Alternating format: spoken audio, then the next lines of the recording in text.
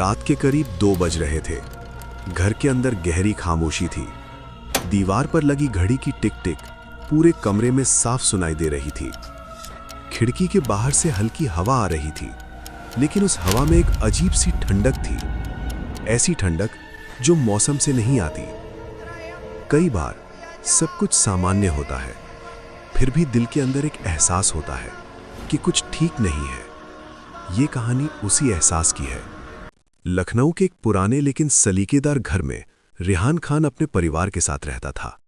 रेहान 28 साल का था, पढ़ा लिखा, समझदार और जिम्मेदार। वो अपने अब्बू के साथ उनका कारोबार संभालता था। सुबह जल्दी उठना, नमाज पढ़ना, फिर काम पर निकल जाना, ये उसकी रोज की आदत थी। रेहान बहुत ज्यादा बोलने वाला इंसान नहीं था, लेकिन जो भी बोलता था सोच समझकर बोलता था। लोग उस पर भरोसा करते थे। सना उसी मोहल्ले में पली बढ़ी थी। बचपन से ही उसका और रेहान का आना जाना था। धीरे धीरे सना के दिल में रेहान के लिए मोहब्बत पैदा हो गई।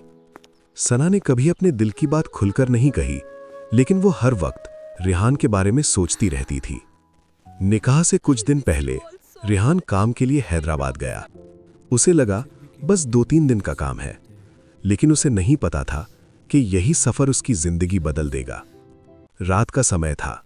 सड़क पर हल्की रोशनी थी। कुछ दुकानें बंद हो चुकी थीं।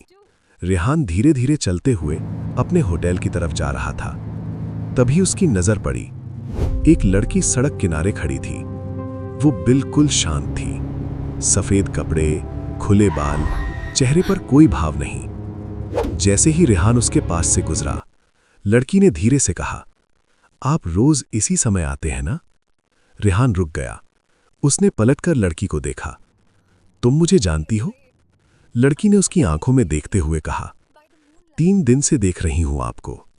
अगले दिन रेहान फिर उसी रास्ते से गुजरा।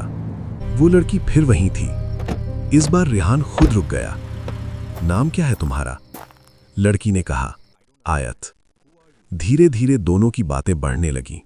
कोई जल्दी नहीं थी, कोई फिल्मी बात नहीं, बस छोटी छोटी बातें। काम कैसा चल रहा है? शहर कैसा लग रहा है? थक जाते हो क्या?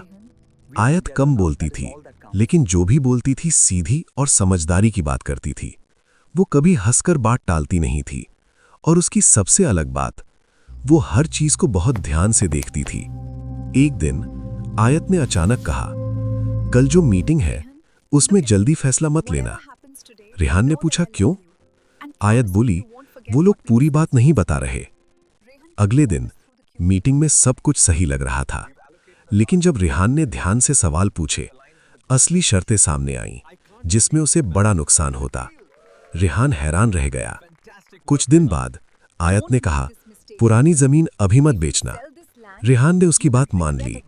कुछ समय बाद उसी जमीन की कीमत अचानक बढ़ गई। धीरे धीरे रेहान को आयत की आदत हो गई।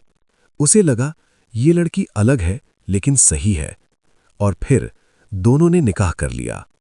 जब आयत घर आई तो सब हैरान थे, लेकिन उसने किसी से बहस नहीं की, बस शांत रहकर सबका ख्याल रखने लगी।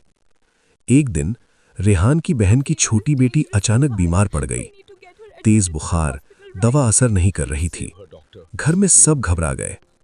तभी आयत ने धीरे से कहा, अगर आप इजाजत दें तो मैं दुआ कर सकती हूं। उसने पानी लिया, धीरे धीरे कुछ पढ़ा और बच्ची को पिला दिया। कुछ देर बाद बुखार उतरने लगा। बच्ची ने आंखें खोल दी। पूरा घर हैरान था और खुश भी। लेकिन एक बात अभी भी अजीब थी। आयत हर रात छत पर जाती थी। एक रात रेहान की अम्मी उठी और उन्होंने देखा छत का दरवाजा खुला है। वो धीरे धीरे ऊपर गईं और उन्होंने देखा कि आयत नमाज पढ़ रही है, लेकिन उसका तरीका अलग था। अम्मी डर गईं और अगले दिन मौलाना को बुलाया। मौलाना ने कहा, ये लड़की इंसान नहीं है। आयत ने सिर झुका लिया। हाँ, मैं इंसान नहीं हूं, लेकिन मैंने कभी किसी को नुकसान नहीं पहुंचाया। मैं सिर्फ इस घर की हिफाजत कर रही थी।